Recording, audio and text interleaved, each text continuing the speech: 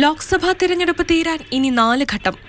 3 ഘട്ടം കഴിയുമ്പോഴേക്കും സാം പിത്രോദയുടെ വക 2 വിവാദ പരാമർശങ്ങൾ. ഒടുവിലത്തേത് വംശീയ അധിക്ഷേപമാണ്. ദക്ഷിണേന്ത്യയിലുള്ളവർ ആഫ്രിക്കക്കാരെ പോലെയെന്ന്. We could hold country together as diverse as India, where people on east look like Chinese, people on west look like Arab, people on north look like, maybe white, and people in south look like Africa. Doesn't matter.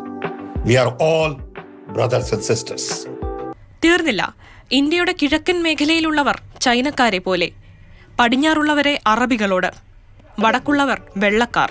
Which says, look, our founding fathers fought for British Raj, not for Hindu Rashtra, but for a secular nation. Pakistan decided to create a nation based on religion and see what happened to them. We are a shining example of democracy in the world. ഇങ്ങനെ ഇന്ത്യയുടെ വൈവിധ്യത്തെപ്പറ്റി പറയാൻ ശ്രമിച്ചതാണ് പിത്രോദ. പക്ഷേ സംഭവം കൈവിട്ടുപോയി.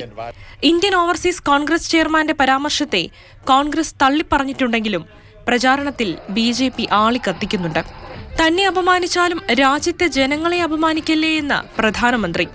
क्या मेरे देश में चमड़ी के रंग के आधार पर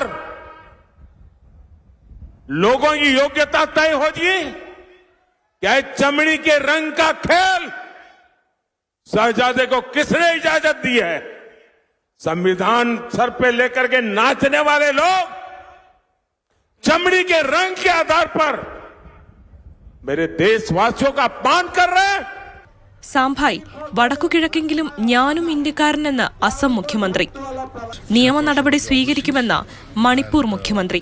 I will consult the legal expert if we can sue against his remark.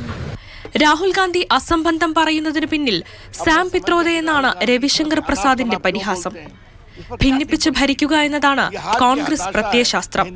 പിത്രോദയുടെ പരാമർശം കോൺഗ്രസിന് തന്നെ നാണക്കേടെന്ന് മാണ്ഡിയിലെ BJP സ്ഥാനാർത്ഥി കങ്കണ റണൌത്ത്.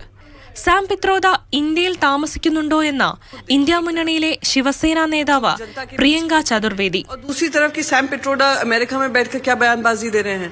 ना हमें उससे कोई लेना देना है, ना ये देश का मुद्दा है, और ना ये देश उनकी कही हुई बातों पे किसी तरीके का रिएक्शन देना चाहेगा या प्रश्न चिन्ह उठाएगा. ദിവസങ്ങൾക്ക് മുമ്പ് സമ്പത്തിന്റെ പുനർവിതരണവുമായി ബന്ധപ്പെട്ടും സാം പിത്രോദ നടത്തിയ പരാമർശം വിവാദമായിരുന്നു. എക്കാലവും കോൺഗ്രസിനെതിരെ ഉന്നയിക്കുന്ന മുസ്ലിം പ്രീണന നയത്തോട് ചേർത്തായിരുന്നു BJPയുടെ പ്രചാരണം.